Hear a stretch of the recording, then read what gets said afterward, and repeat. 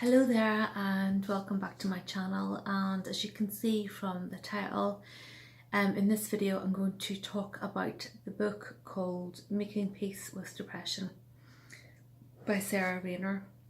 Now this is actually the second time I have tried to record this video, because the first time I recorded the video I talked for far too long and it started off as a book review and then it ended up me talking about the general subject of depression, and I felt that I rambled too much and I didn't bother to upload it. And then I was talking to somebody the other day who shall remain nameless, don't worry, and I just suddenly felt led to recording this video again. Because I think maybe the reason why I didn't upload it the first time was partly to do with fear, fear of what people would think. And whilst I probably won't share this video on Facebook or anything, it will be on my YouTube account, and I kind of do have somebody in mind when I'm recording it, and it's somebody that I don't know personally, but it's somebody that I know is suffering from depression at the minute.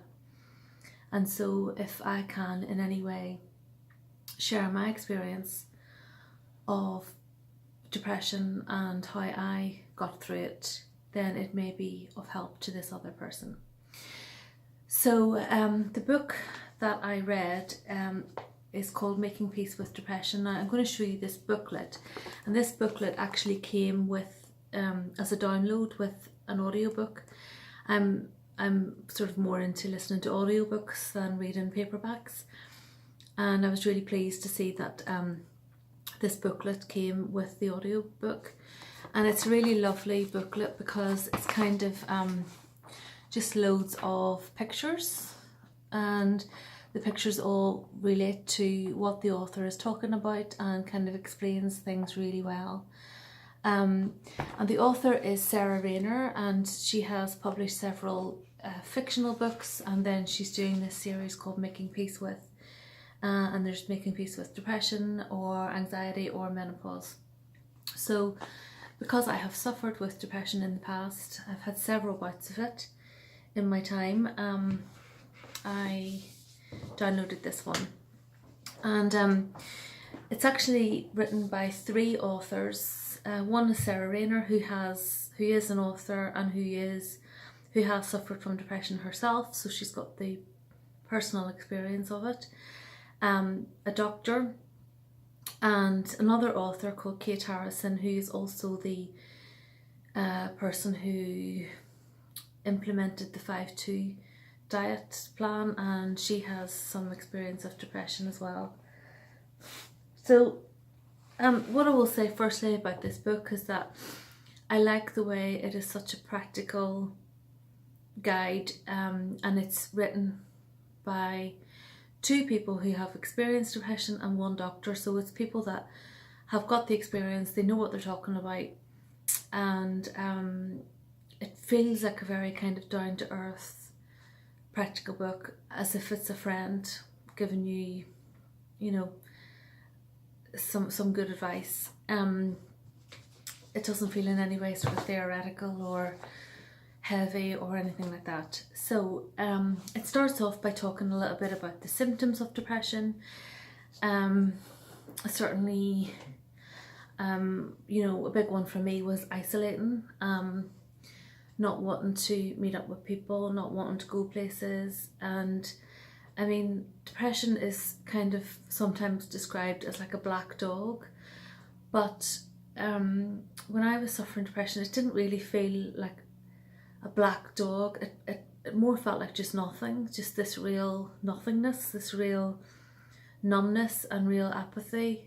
Like I just couldn't be bothered. Like I wasn't waking up every day crying, but I wasn't jumping out of bed excited to see the day either. It was just this nothingness, kind of like a don't care sort of thing. Then the book goes on to talk about taking that first step of going to the doctor to talk about the depression and talk about what's wrong and try and get help. And it talks about the big subject of medication, which I still feel is quite a big taboo. And I know that when I was prescribed medication and I started taking it, I know of someone who said, oh, you shouldn't be taking that, you don't want to go down that road. And you know, this was said by somebody who's never ever experienced depression. And you know, if you've never experienced depression, you're very, very fortunate, but 1 in 4 people will experience depression at some point in their lives, and it's not a simple case of feeling a bit sad or feeling a bit sorry for yourself. It is actually a disease and an illness and something that's very real. And I would strongly suggest that if you've never experienced it, to not give advice on it, because unless you walk a mile in that person's shoes, you just don't know what it's like. So I was prescribed it. I did take it. I'm not on it anymore. It was a temporary measure, but you know, I did feel that it helped me, and because it kind of just took the edge off things for it just made me feel not so panicky and so, you know, hyper alert. It just kind of calmed me down and made me feel a bit more able to cope. Of course, there are symptoms that come with it. The fact that it does slow you down means that you don't want to exercise as much as you would have done. You know, it slows down your metabolism. You can put on a bit of weight with it, and you can also at the start feel a bit nauseous, but that does pass after a while. So you know, I do think, I mean, if I was to rewind the tape and I was told to take it again, I would take it again, because it did help. But it still remains such a taboo subject to this day. The other thing that the doctor will suggest is counselling, and I was very wary about that, because I know of a couple of people who have trained in counselling, and I thought I wouldn't be taking advice from those people, so I kind of felt a bit biased towards the whole thing of counselling. But of course you can't tar one whole area of work with a couple of people that you know that work in that field, you know. And I was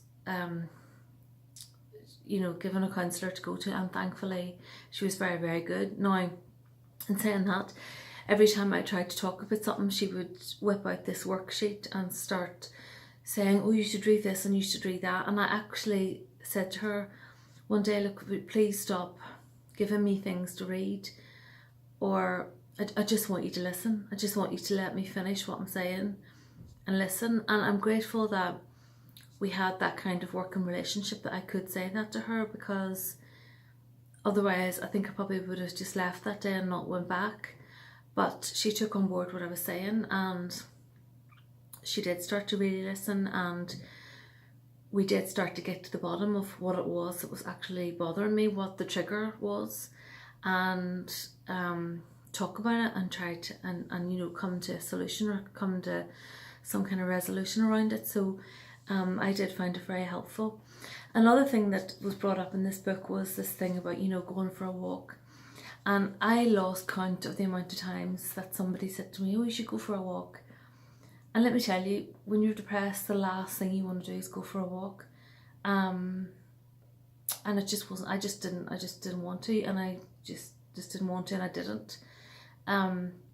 So, you know, it's I suppose everyone's going to find different things that are going to help them.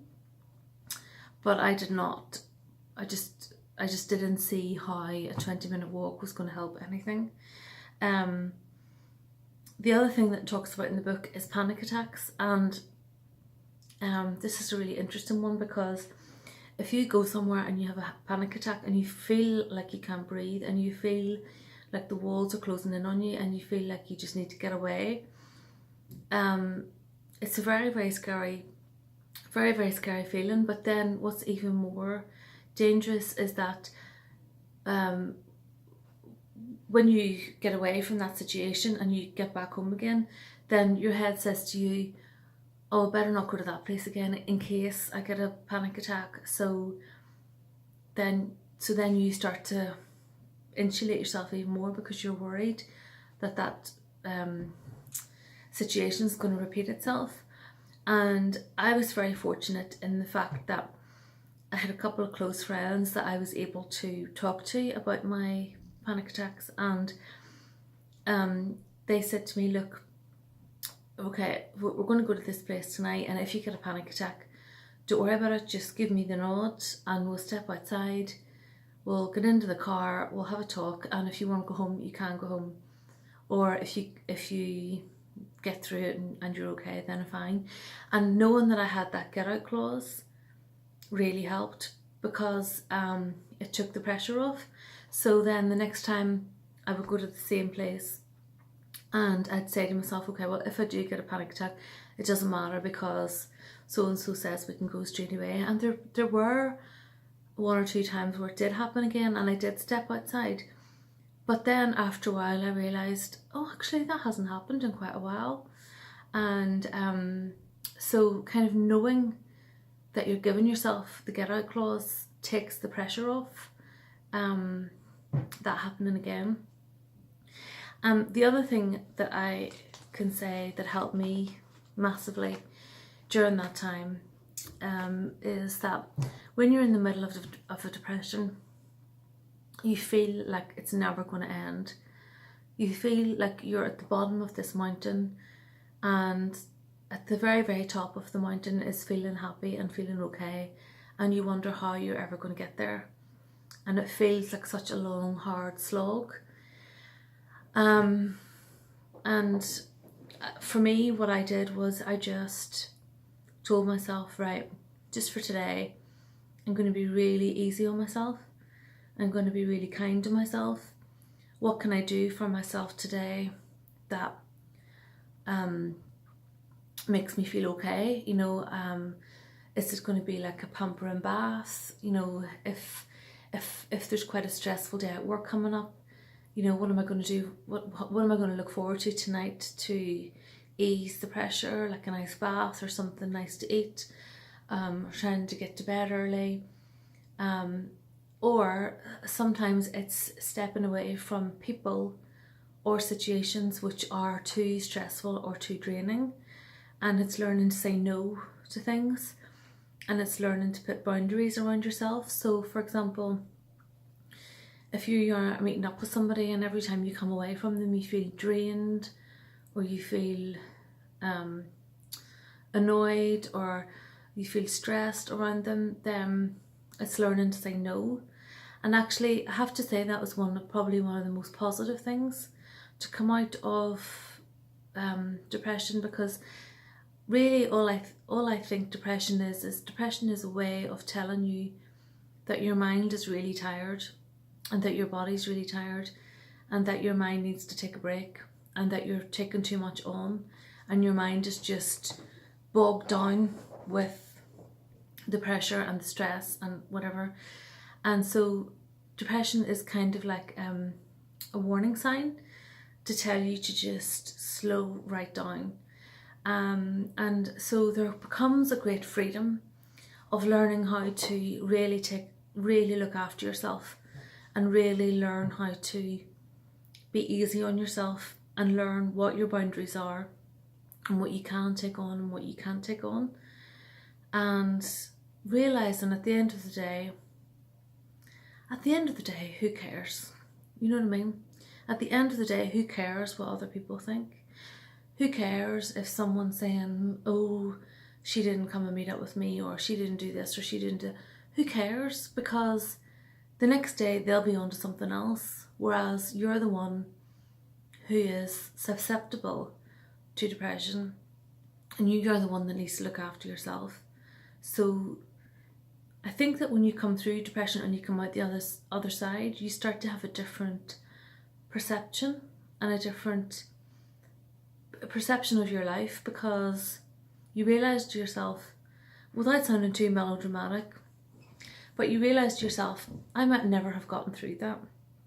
There was days where I went to bed praying that I wouldn't wake up, and feeling like I couldn't take another day.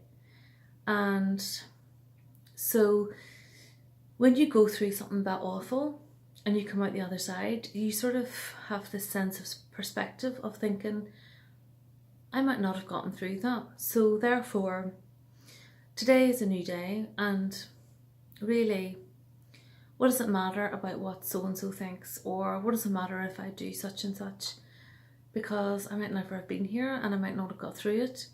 And I hope that doesn't sound too melodramatic, but I'm just trying to illustrate something, and I hope I've kind of gotten across what I meant to get across.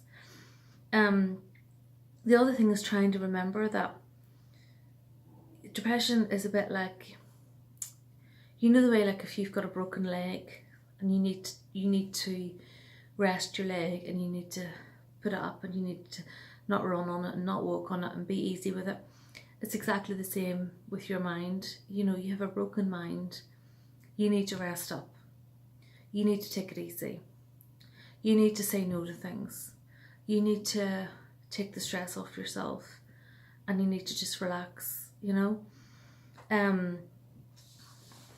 made a couple of wee notes here, but I can see that I've talked again a lot in this second video, so clearly it's a subject that's I feel very passionately about, because, you know, I've had 2 major bouts of depression in my life, and it's something that I feel strongly about. And anyway, so talked a bit about boundaries, about saying no to people, and talked about, you know, what small steps can you take to take the pressure off yourself.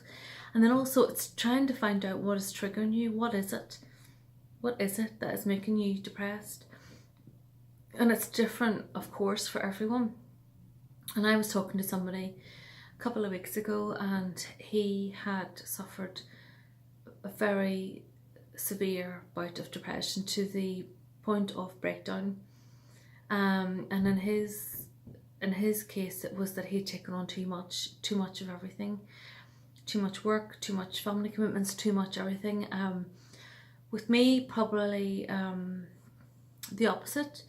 Probably there was a sense of emptiness, or I don't know. I don't want to go into too much to what it was that was bothering me, but I did talk about it in the counselling, and it was really amazing, because I was talking about it with her for a few weeks, and then one day it was almost like this light bulb moment where I suddenly realised, oh, that's what it was that was bothering me so much, and that shouldn't be bothering me that much, and actually that's the way I want things to be, and this is the way I want it to be, and this is not an accident, and I wanted things to be this way. And I know I'm not making a lot of sense, but I don't feel, I mean, this video is personal enough. I don't feel like I want to go into anything more personal than that, but basically it's trying to find out what is triggering you, and then learning how to heal from that, you know. And sometimes it's just time. Sometimes it is just time. And what I did find was that, I mean, there were so many pathways that I went to for help. There was the Samaritans, there was Lifeline, there was my doctor, there was getting medication, there was going to a thing called Aware, which is like a weekly group thing. There was finding somebody that I could confide in, someone that I was close to, that I trusted, and that I could confide in. And so I talked to this person nearly every day, and then this person kept an eye on me and checked in with me, and, you know, so it's knowing that there's someone that you're kind of not accountable to, but somebody who really knows what's going on. if it's just one person that you can trust, that knows what's going on. And then lastly, just being really kind to myself and being really easy on myself. And if I could look back and know that it would pass gradually, I think that would have taken a lot of the pressure off. But when you're in it, you feel like it's never going to end.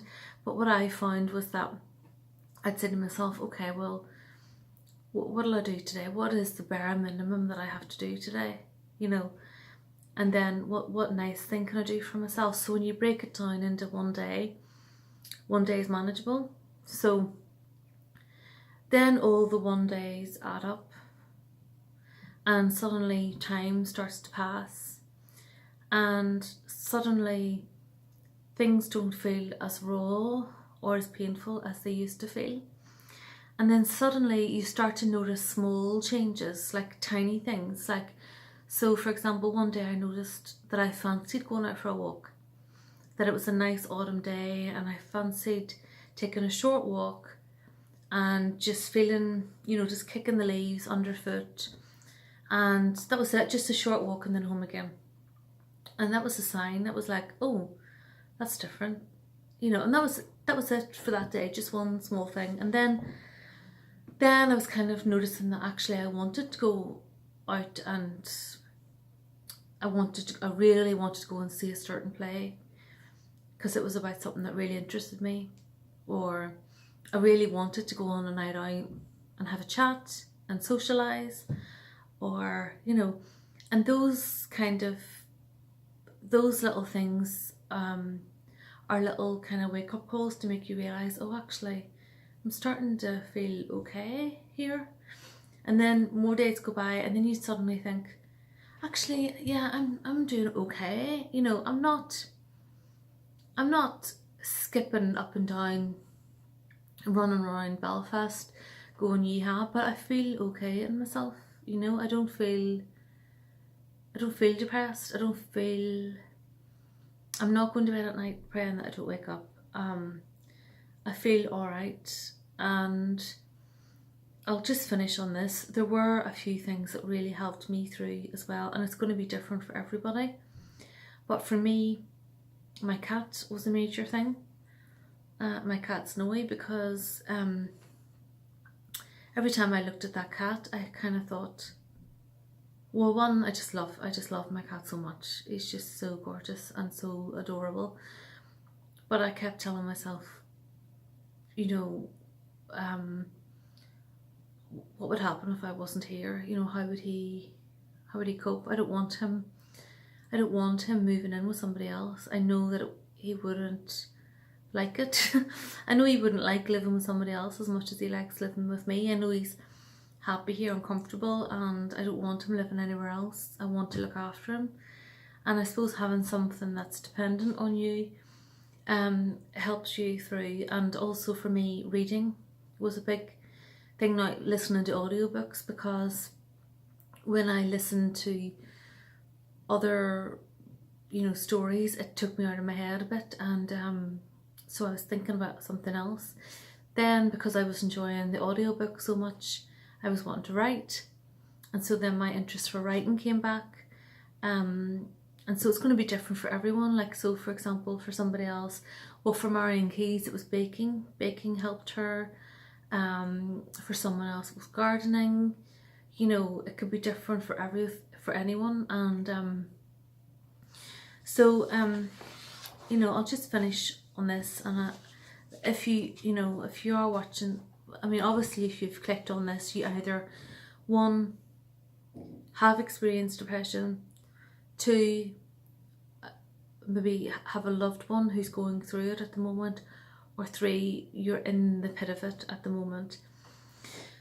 And I hope I don't get too emotional saying this, but if you're in the pit of this, please just hang on. Just hang on, because it will get better and it will pass. And I think the reason why I'm getting emotional is because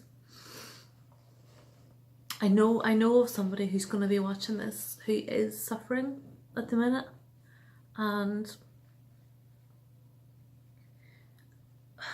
you know what, I'm going to have to learn how to edit this out, but